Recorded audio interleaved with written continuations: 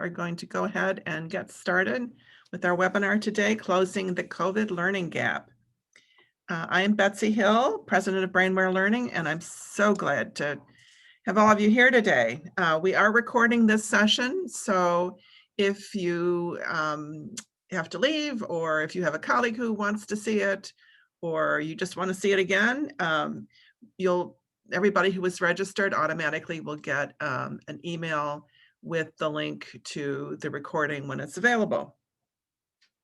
I've posted a link also to download the slides that I'll be using today in the chat window. Karen Bucola, who's my colleague and has kindly joined me today, will continue to post that every once in a while. When people join, they don't see the previous chat, so we have to keep posting that.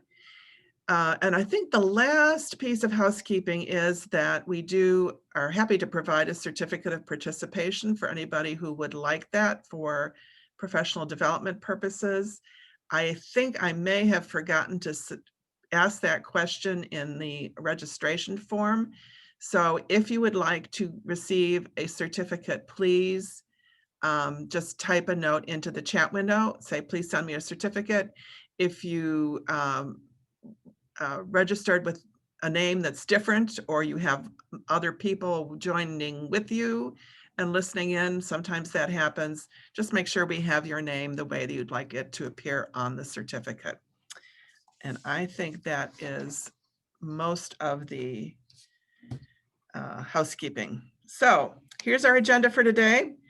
We're going to take a quick look at what we know about the COVID learning gap or gaps. We're going to talk about how that impacts student variability and what student variability matters. And we're going to ask a question that I hope will make more sense when we get to that point than it may right now, which is, what would we do differently if we think about it as a learning gap and not a teaching gap? So I want to start off just getting a little bit of a sense of where everybody stands today. I'm going to, you should see a poll up now. If you're an educator, think about your class. If you're a parent, think about your kids. If you're both, you're a superhero and you could answer however you like. One of the reasons for asking this question is that most projections of COVID learning loss are based on how much time students are in or out of school. And so I see a number of responses coming in. I'm going to give everybody just a little bit more time to put their response in. Just give everybody just another few seconds here. All right, so it looks like we have a pretty good representation of what's going on here. And so I'm going to end the poll and share the results. Share results. Okay, so the most common, but just by a tiny bit in our poll today from those of you who are here, is hybrid. And it's really remarkably evenly distributed across all of them. So, and it doesn't really surprise me. We hear a lot of things. So some are remote, some are in person, some are hybrid, and for many of us, it just keeps changing. So I'm going to close that and we will going on. You know, just a few months ago, as schools were getting started in the fall, 2/3 of school districts reported they were going to open in remote learning model, and in-person and hybrid were pretty much split among the others. The reality has turned out to be somewhat different, and this is a website called the COVID-19 School Response Dashboard, which is continually being updated by the districts that participate in this. And based on, excuse me, the poll is still showing up on the screen. Well, I closed it. So stop share results. Oh, I'm sorry. Okay, is that better? Is that working now? Yes, we just couldn't see the last two slides, so. Okay, I'm sorry. Well, I'll go back. Thanks for letting me know. Okay, so this was just the recap of the where reopening plans stood back in middle of August. And as we know, things have changed a lot since then. And the reality is, this is a data from a website called COVID-19 School Response Dashboard, where hybrid is, as reflected in our little poll today, the most common. And although remote learning gets a small share of the pie, a number of at least of the nation's largest school districts are still remote for the most part and are likely to be for a while. So it's been about a year since many students were physically in school face-to-face with their teacher. And of course, this is only a snapshot. As our poll reflected, things are constantly changing.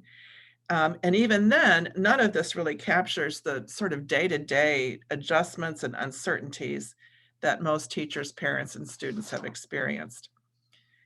So now that we know students have missed out on some instruction, but we want to focus on learning. So what I'd like to do now is have you think about your students as a whole. And I'm going to choose my next poll. And just thinking about your students as a whole, or on average, or sort of what is the most common, how much learning would you estimate? So you don't have to prove it. You just have to, as educators, we have pretty good instincts about our students generally, and just trying to get a sense of how much learning has been lost since March. And again, I want to give everybody a little time to think about that, to think about their students.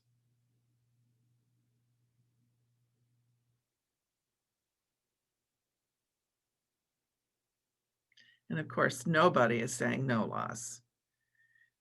That is not a big surprise. So if you'd like to weigh in, if you're a parent or a teacher, you're welcome to give us your thoughts here. Okay, so I think looks like it's slowed down. I'm going to end the poll and I'm going to share the results. So hopefully you can see that now. So the most common, the most common answer here was 6 months, followed by 3 months, 9 months. Some are experiencing situations where they feel that their students have lost over a year in the last. And so pretty substantial learning losses. They said, nobody said none. And 6 months is, quite a chunk of learning for our students. And of course, we know that it's going to be more for some of them. So I'm going to stop sharing results, and that should make it disappear. And hopefully, is my screen good, Karen? Looks great. All right. So there's some data now surfacing about what actual learning losses might look like based on various formative assessments. This is a Brookings Institution report. Actually, this isn't that one, but there is one that estimates that students have lost not a lot of ground in reading, but have missed out on a substantial amount of learning in math. This is an analysis by McKinsey and Company, looking at, I believe this is also NWEA MAP data.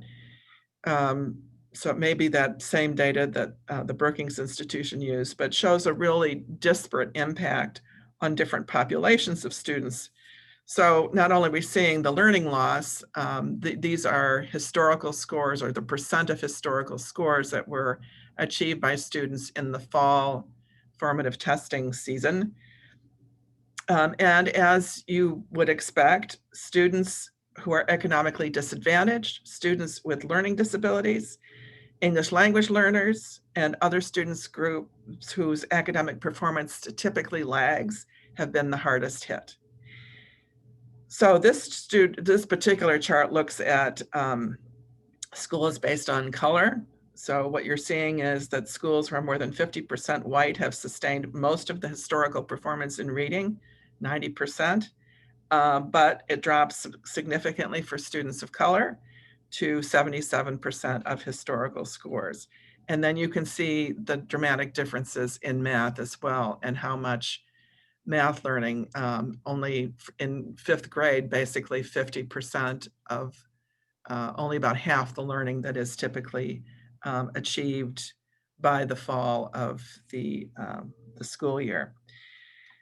So if these percentage points gains were evenly distributed across a school year, 77%, so that 77% for reading for K-5 average, would mean that students lost about 3 months of expected gains, suggesting that there was very little learning, if any, going on last spring, and consistent with the responses that you all have contributed. If you sort of take an overall average of this, somewhere between 3 months, 6 months, 9 months is certainly seems to be a reasonable estimate of what the impact has been. This is information about the discrepancies in student groups on distance learning and how that has worked for children. This parent survey looked at how things are going with children learning at home. And as you can see, for the poorest families, a third report that it was going poorly or extremely poorly, compared to less than 20% for affluent families. So again, reflecting those disparities. This chart I find particularly interesting. It's looking at whether or not students who qualified either via an IEP or some other way for additional school support, if they were continuing to receive it. And more than 50% of parents in the lowest economic tier reported that their children were receiving none or only some of the supports that they were otherwise getting. It looks like affluent families fared better, but if you look at only at the students with IEPs and other supports, the impact is really proportional. It's simple. You can see that that turquoise bar for the highest, most affluent families is just much bigger, so it's not even applicable to them. But clearly, it's having an impact, significant impact again on students in lower economic tiers. All of the available data for it, that I am aware of, at least, it would be great if we actually had national statistically sound data. But the data that we do have is based on things like NWEA MAP scores and other formative assessments. So they're not national, they're not completely representative. And the fact of the matter is that we do not have data, at least as far as I can find, that would accurately document the impact of COVID on learning loss. And there will be no national assessment of educational progress in 2021. It typically would happen this year, but it's not going to be possible to look at the impact. It'll be 2022 before schools again administer an AEP and we have national statistics. So here's where things stood, though, prior to the pandemic. Remember what student performance was like then. The unfortunate truth is that the majority of children in the US were not performing at grade level prior to COVID. And as low as those levels of proficiency are on average, of course, those disproportionately impacted by COVID in educational terms were already even farther behind. So these charts show the gap in reading and math for students who qualify for the National School Lunch Program, reduced cost school lunches or free lunches. And you can just looking from 03 up to 2019, you can see the gap between the general population and those who qualify for school lunches. And that trend, has been unchanged year after year. The gap is wider than it has ever been, at least in 2019, it was wider than it has ever been since the last century for students with disabilities.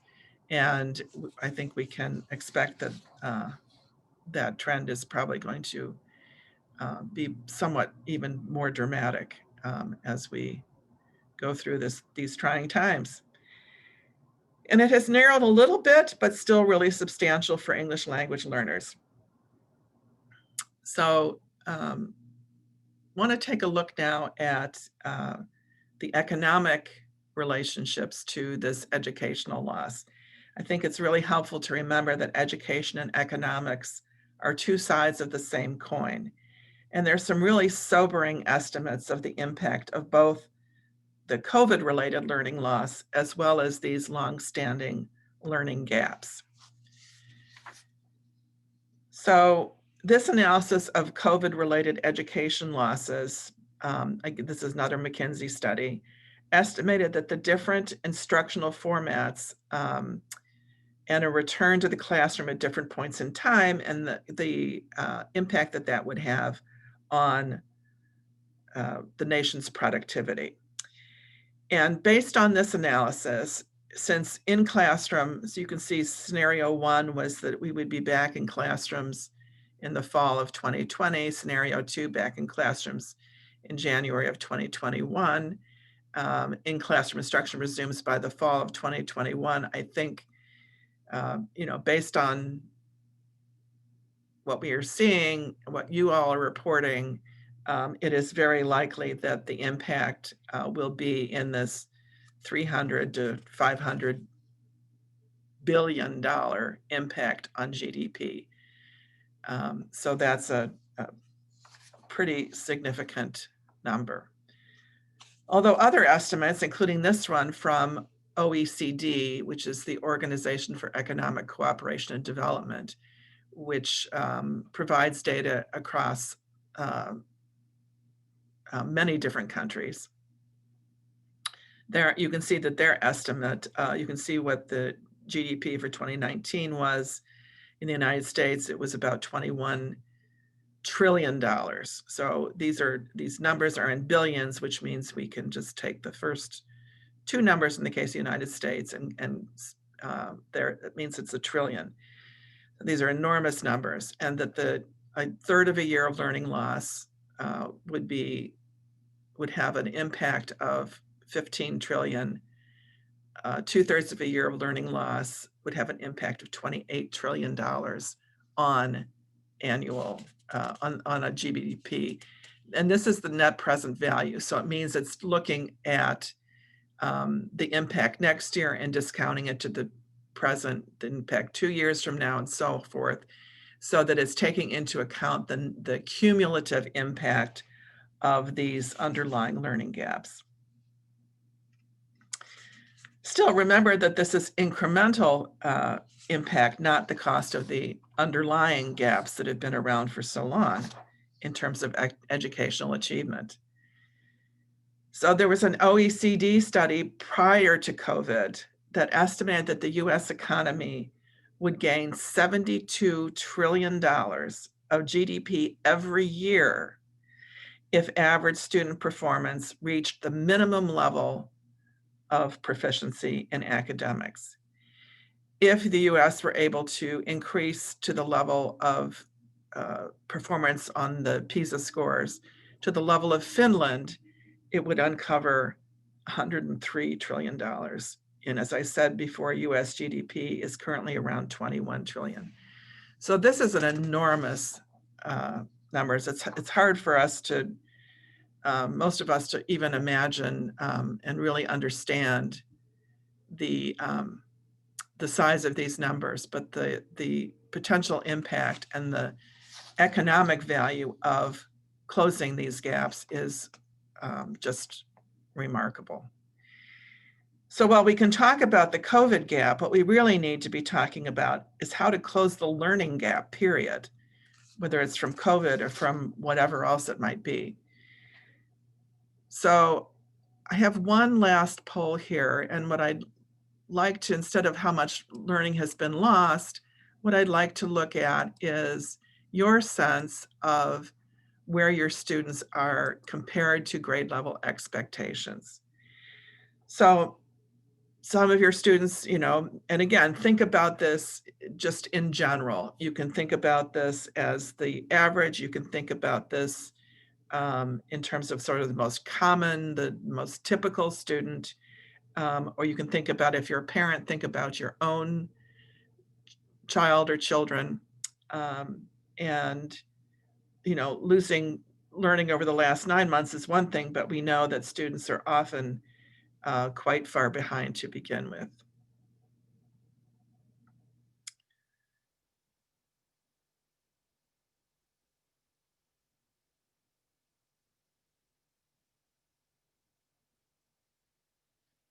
And again, we of course know that those of you attending today are not necessarily a nationally representative sample, but I do think it's gives us a good feel for what's going on out in the world and why we're all concerned about these issues.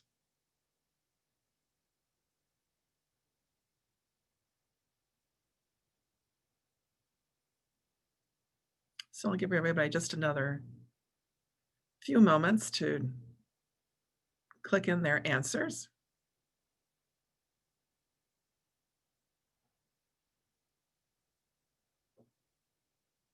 All right, looks like everybody's weighed in that wants to.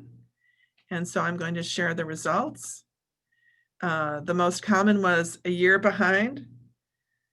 So remember that the most common answer of learning loss to COVID was about 6 months. So this does reflect,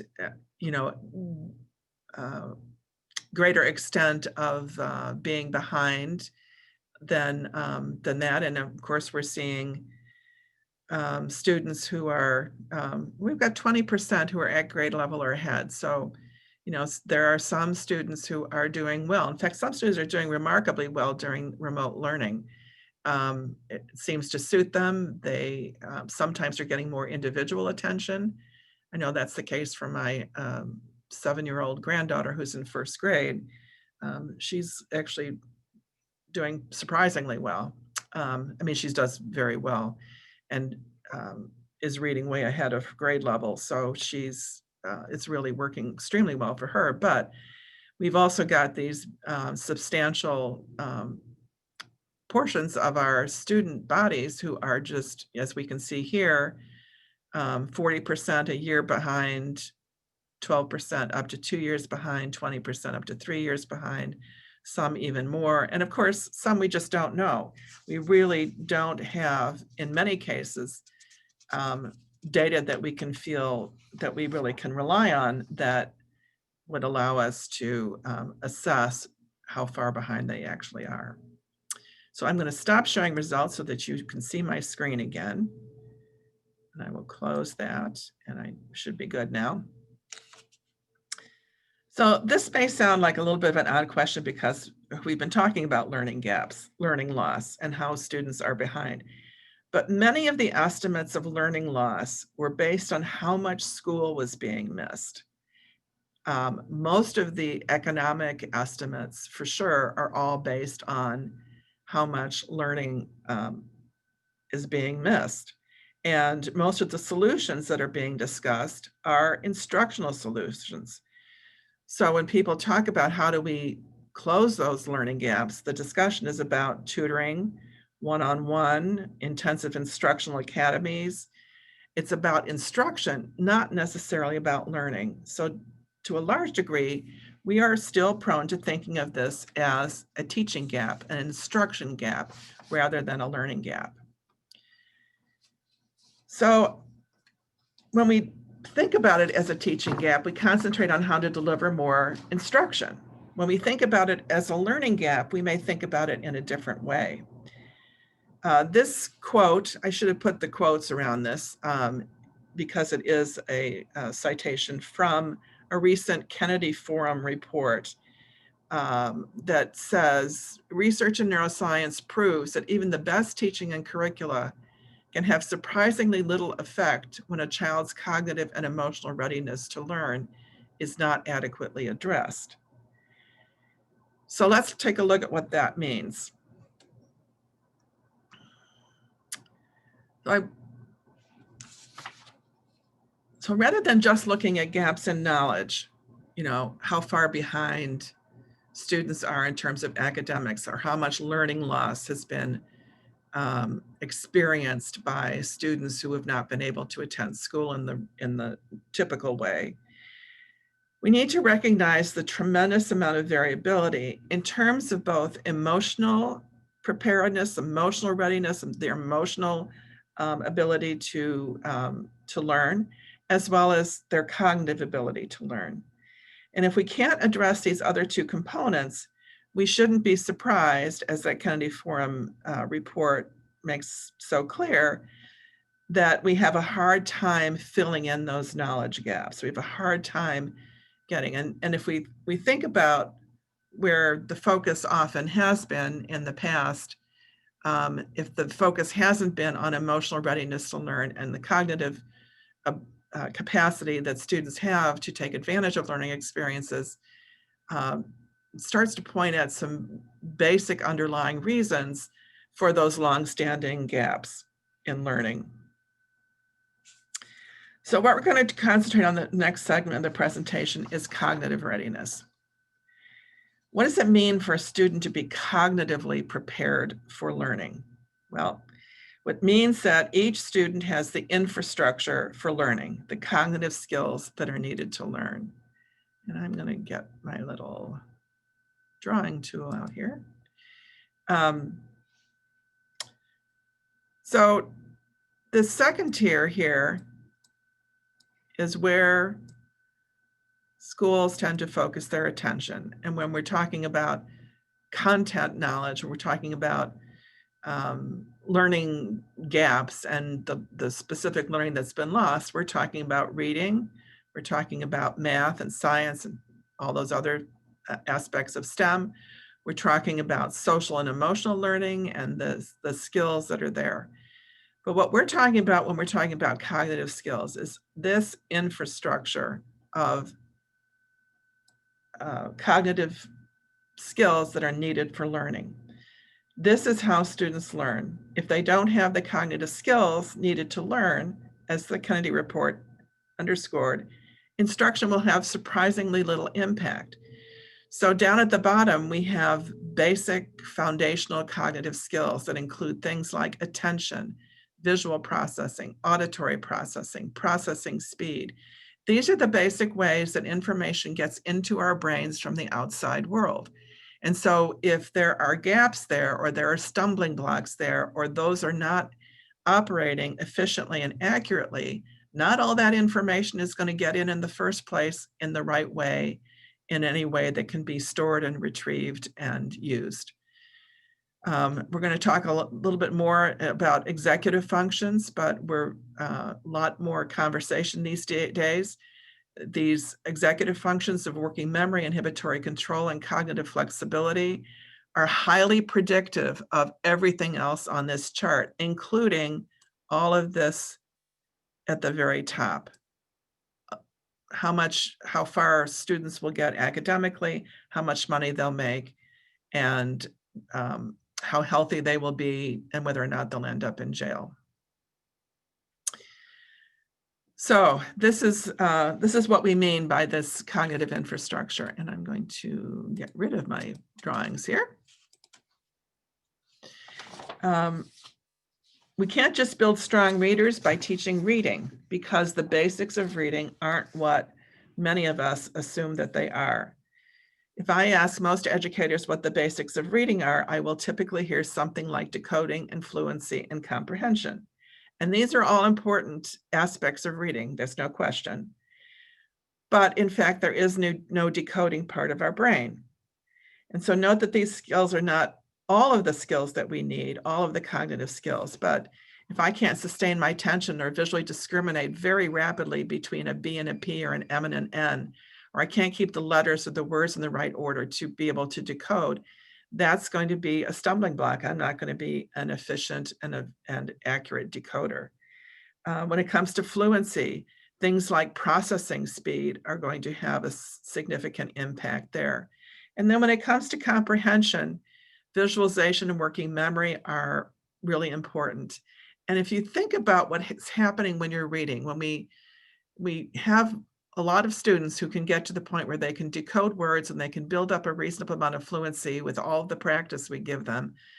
But then it comes to comprehension, and this can be a problem because they can't hold the information in working memory. When you're reading, you're holding information in your mind in conscious thought, and that's working memory. You're creating an image of the information that you're reading or the scene that's being described or whatever it might be. And that's how we comprehend using these skills. The same is basically same principles apply in math. We can think of something like counting and operations, but being able to do that requires that we keep information in a specific order, also that we can focus our attention on specific information, that we hold information in mind. If you've ever watched a young child count a bunch of buttons or coins or something like that, you can see them concentrating very intently on which items they've counted and which they haven't. That all happens in working memory. And by the time we get up to geometry and calculus, the needs shift. Abstract reasoning, spatial memory, and those kinds of things start to become important. And of course, many of these skills are the same skills we need for reading. We don't have two brains. We have one brain that we bring to every learning experience that we have. So what about social emotional learning? And of course, we can include science and technology and things along with math, many of those same skills. There's much more discussion of executive functions in education these days, and that's a very good thing. But what's missing in most educators' knowledge is that executive functions are more than just self-regulation. The executive function processes that are needed for social emotional learning and social emotional competence are the same mental processes needed for learning to read, to do math, and anything else anybody wants to learn. So this is a chart that sort of summarizes what working memory is, what inhibitory control is, and cognitive flexibility. It has an example. So you all are going to have the slides here. I encourage you to really think and come up with some examples of your own. Think about how these apply both in academics and social emotional. So we're very familiar. We think about inhibitory control, which is self-regulation, for example, as I'm not going to blurt something out or I'm not going to punch somebody if I'm mad at them. But it's also the same process that you use to not leap to the first solution that comes to mind, not to blurt out a word when you're reading. Errors in decoding and reading out loud are often an issue of inhibitory control and not just that kind of guessing that we're familiar with. So if we need to consider those three areas of learner variability, we know there's going to be big differences, in fact, even greater differences in knowledge than there have ever been. We know that there are huge differences in social emotional readiness, and we know that there are big gaps in cognitive. So if we think about that, where would we start? Where would it make sense to start? And I think that the answer can arguably be supported that it's with cognitive infrastructure. So I want to take a look at a few real students or a group of real students. So what we're going to do, this is a chart that shows the cognitive skills of 20 students with whom we have worked recently. I didn't choose them for any particular reason. It's just the last 20 for which we have pre and post-test data. And what you're seeing is the average percentile rankings on a cognitive assessment called MindPrint. And if you're interested in more information about MindPrint, just type a note into the chat window again. We use MindPrint because it is nationally normed, scientifically valid. It can be administered online in about an hour, and it matches up quite well with the skills that we work on strengthening. So you can see that these student skills are, on average, in the average or expected range. Those two red bars that I hope you can see are everything between them would be in the middle of the expected range, with the exception of processing speed, which is a little bit lower. But if you concluded that these students generally had the cognitive readiness to learn, you would be completely wrong. So this chart shows the average. We still have the average in that green bar, but to the left of it is the bar, the bar for each skill, attention, working memory, etc. That is for the lowest student in this group, and the lowest score for a student, and the bar on the right is the highest score for a student. So while the range here may be a little, your average classroom might meet, or typical classroom might not have quite this range, we do see similar kinds of interlearner variability and intra-learner variability in schools all the time. So you can see here, for example, in spatial perception, the lowest score of any of these students was at the 1st percentile. The highest score was the 99th percentile. And it is very possible to have students in the same classroom with that kind of difference. So since it does little good to look at averages when we're talking about cognitive readiness to learn, I'm going to focus on 3 students, RP, MW, and AH. Each student has a score on each of the 10 measures. And so while these students all have strengths, as do all students, they also have real stumbling blocks. So RP, for example, that darker green bar, has executive function deficits, attention, working memory, and flexible thinking, and very low processing speed. His stronger reasoning and memory skills were really unable to get a chance to shine in an academic setting. MW's executive functions were somewhat stronger than that, but the difference between his verbal memory and his visual memory, so we're looking at that light green bar. I probably should get my annotation tool again. I think that would be helpful. Okay, so we're going to do that. So you're going to see his visual memory, this is MW, and his verbal memory, one at the 69th percentile, the other at the 24th percentile.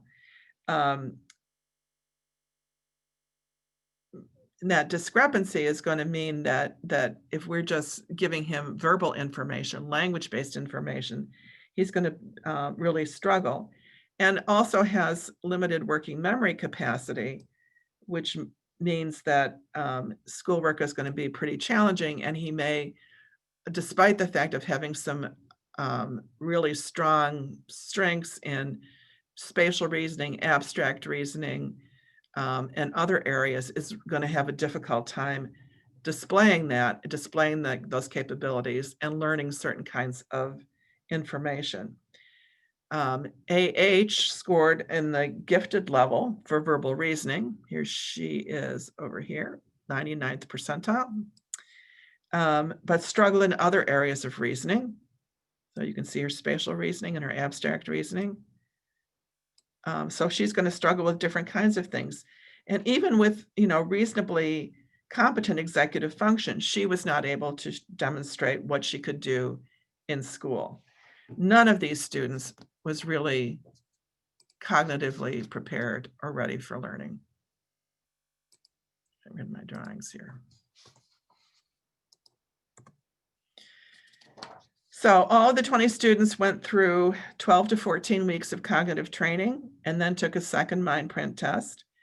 This chart shows average improvements, and you can see that students improved their scores on average, and the average scores are well within the expected range, including processing speed. And here are the post-test scores for the 3 students we looked at earlier. So rather than in that initial group, when we looked at them, 17 out of those 30 scores were below the middle of the expected range when these students started out. Now only 8 of them are, and you can see that in many cases they have some really strong areas of cognitive processing. Each student now has those strengths and is much more cognitively ready to learn. So with continued training, some personalized learning strategies that help them leverage those strengths, these students, for the most part, are, in one case, will be really capable learners, cognitively ready for learning. So what does this mean for academic performance? Well, we don't have access to these students' academic records. In fact, as we know, there's a lot of testing that didn't happen this year, but we can look at some experience that we've had in prior research in school settings. So I'm going to share data from just a couple of studies that help show what closing the learning gap can look like. This study was with students with specific learning disabilities, SLD. And in this case, the pre-test and post-test was the Woodcock-Johnson cognitive battery and some of the achievement tests, reading and math achievement tests. So what you can see, the Woodcock-Johnson scores were translated into a proficiency index. And basically what that means is that 90% is the proficiency that would be expected of a normally developing student. So you can see then the group was divided into a control group, just went about their normal routines, and the brainware group, which received cognitive training with Brainware Safari for 12 weeks. So these test scores are 12 weeks apart. You can see that both the control group and the Brainware group were performing significantly below the expected proficiency in cognitively on the pre-test, 63-64%. Very little change over those 12 weeks for the control group. And I do want to say that all of these students were getting the standard reading and math interventions to which they were entitled because of their SLD diagnosis. But the Brainware group scored on post-test at 89% proficiency on average, where 90% would be the expected for normally developing. So virtually closing the gap, helping these children become cognitively ready for learning. And then you can see the kind of impact it had on reading and on math. So incremental growth, as we would expect and as we typically see, for kids who are working so hard and teachers who are working so hard and really doing everything they can to help these kids make progress academically.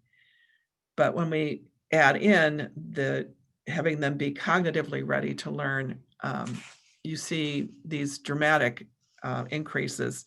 It was 0.8 of a grade equivalent in reading and a full grade equivalent in math in just those 12 weeks. This is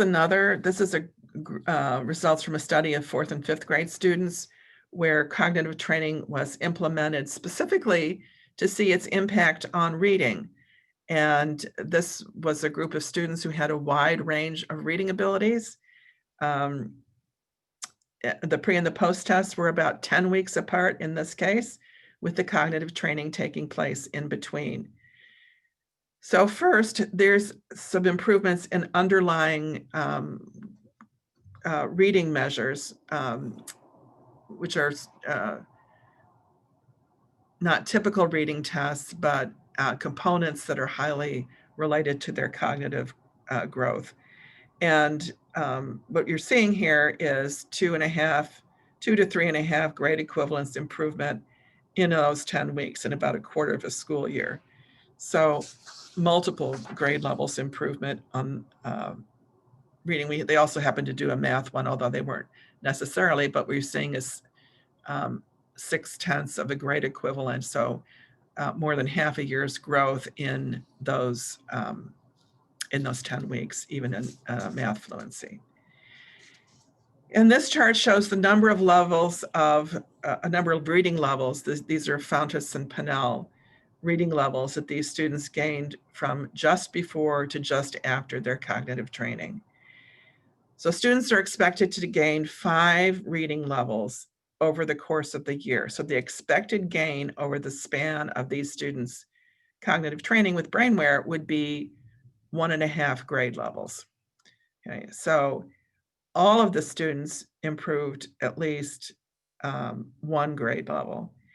There was only one that only improved 1 grade level. Everybody improved at least 2. One student improved 10 grade levels over those 10 weeks. The there were actually 20 students altogether in this group, and the only 2 didn't gain additional reading levels. That was because they were already performing at the highest reading level.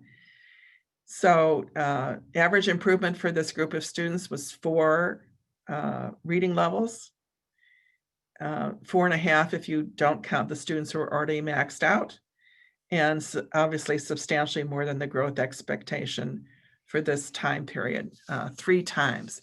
And this is what it takes to close those gaps.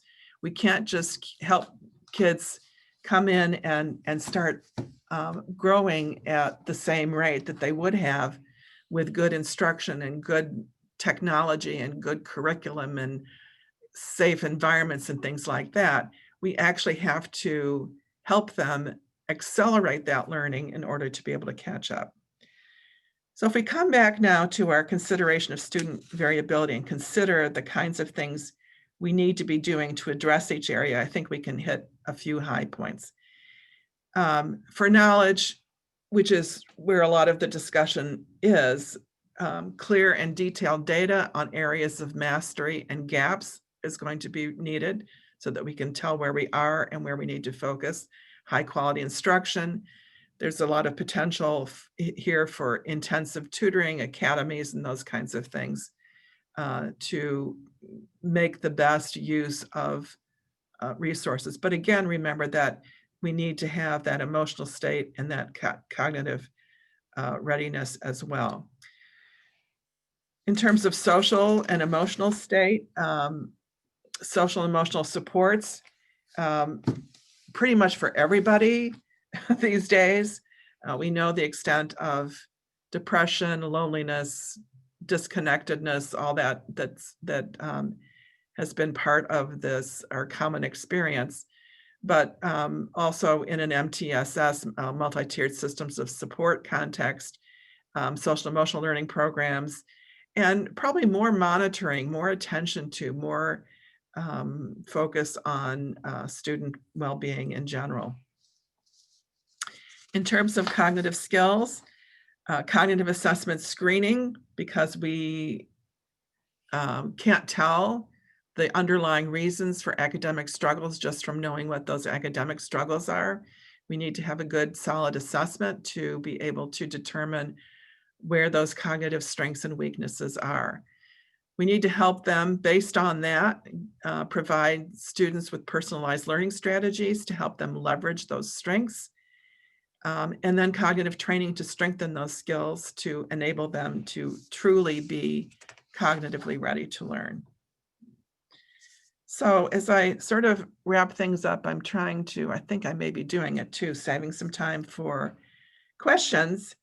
So what I hope you'll take away from this discussion is that the COVID learning gap is real, but relatively small actually compared to the long-standing systemic learning gaps our students show.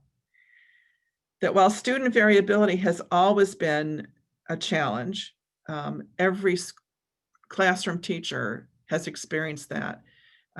There are kids who just get it, kids who don't, different subjects are different, but a huge variability. And it's arguably going to be more perplexing and more challenging than ever. And that student variability doesn't just relate to knowledge, but to social and cognitive readiness to learn. And I hope you'll remember that even the best teaching and curricula can have surprisingly little effect when a child's cognitive and emotional readiness to learn is not adequately addressed. So if we were to think about all of this and keep in mind as these issues as learning gaps rather than instruction or teaching gaps, we would actually help students be better prepared for learning by building those cognitive skills that are the foundation for academic performance, for social and emotional competence. We would support the whole child and personalized learning based on their cognitive, emotional, and academic needs.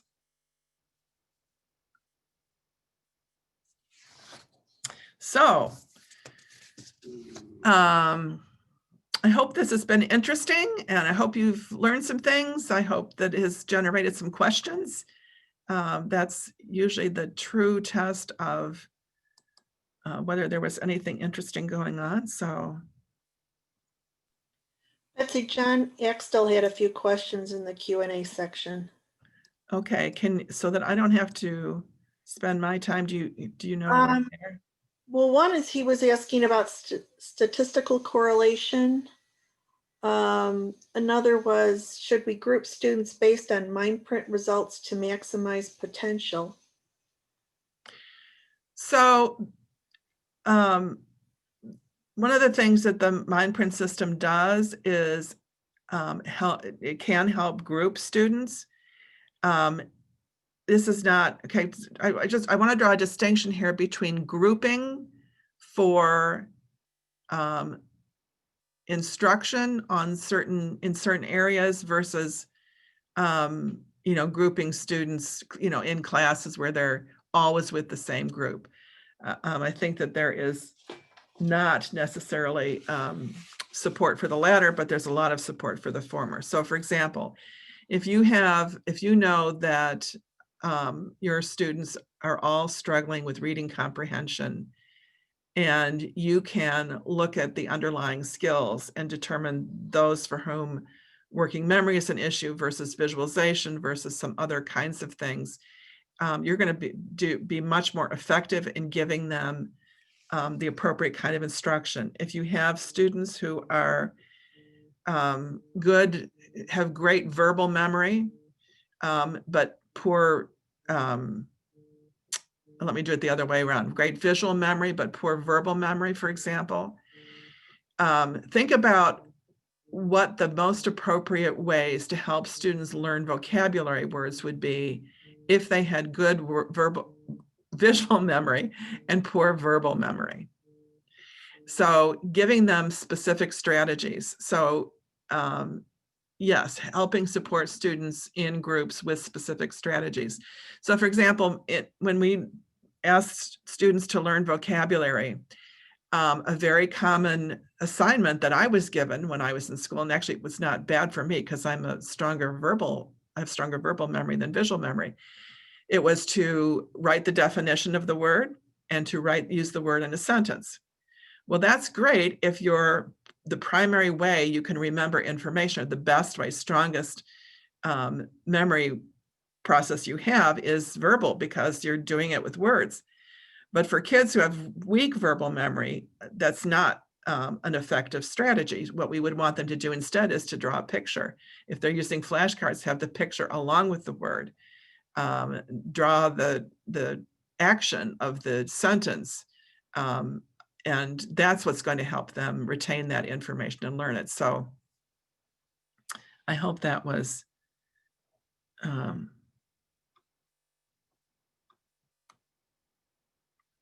helpful. There's a couple more questions. Are the levels that the students moved in F and P grade levels or reading levels? Those were reading levels. Or the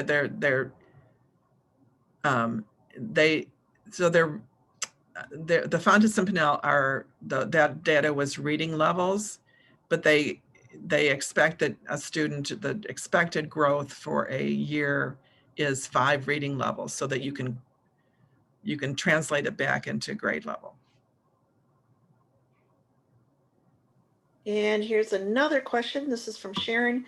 Do you think that retention would be acceptable means to develop cognitive and emotional reasoning? So holding kids back in grade levels? Well, the whole discussion of grade levels and defining what learning experiences kids get access to based on when their birthday was during the year is, I don't think we have time to really explore that. I think holding kids back in school is always problematic because it tells them, there's no positive message about it. What I'd rather see, I think what would make more sense is to really give them that intensive kind of cognitive training that that will help them improve those cognitive skills and get them closer to being able to, giving them the ability to access learning experiences more like their typically developing peers.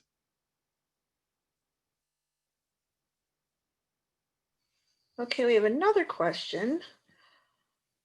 With regard to the progress slides where you show significant improvement in RPI post-training based on a 10 to 12 week span between testing, did you take into account whether the student's performance could be based on memory of the previous test? Yes. So this researcher actually worked with Dr. McGrew, who would develop the Woodcock-Johnson test, to assure that was not going to be an issue. And there's been a lot of work that has been done particularly with that assessment to make sure that there is not test recognition.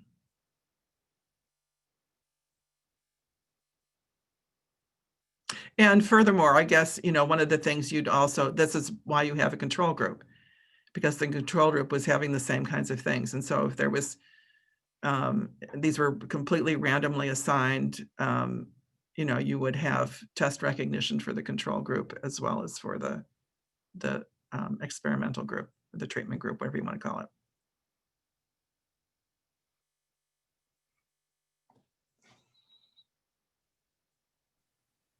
That pretty much covers the questions. All right. Well, if there are others, if we didn't catch a particular question that you had, we will look back through the chat and see if we think we missed something. If you had specific questions for us that you sent us directly, we will also get back to you on those. And I had something else in mind and it's just gone. So much for my cognitive readiness today. I did want to just, here we get to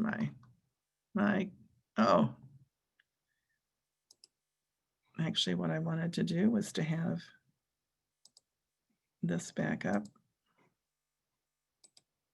Okay, so I just wanted to share my contact information if anybody wants to continue the conversation. I know sometimes there are more questions or things that you would like to discuss separately. So you are more than welcome. I would welcome having an opportunity to connect with anybody who's on the webinar or anybody who's watching this as the recorded version.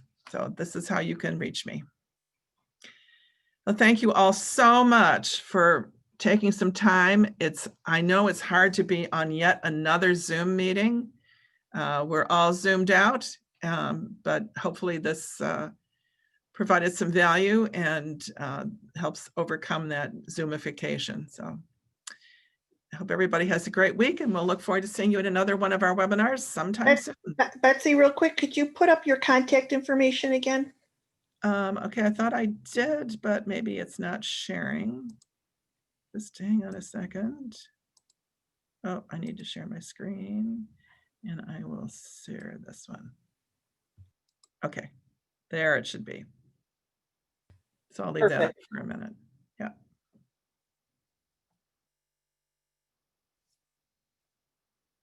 Well, there were some questions in the Q&A too.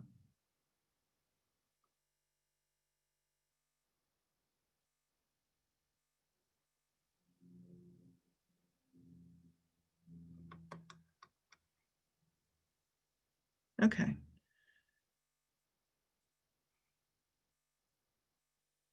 Great. Well, thank you again, everybody. It was great to have you here. Great to connect with you. And I hope everybody has an absolutely wonderful day and that you're on the short list for your vaccine.